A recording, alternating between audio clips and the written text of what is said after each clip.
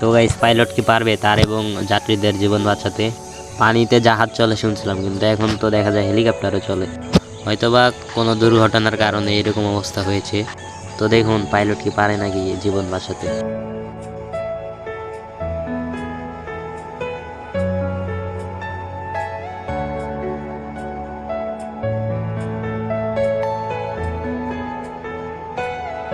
তারা বেঁচে আছে নাকি তা আশা করা বৃথা, কারণ এরকম অবস্থায় কেউ বাঁচতে পারবে না।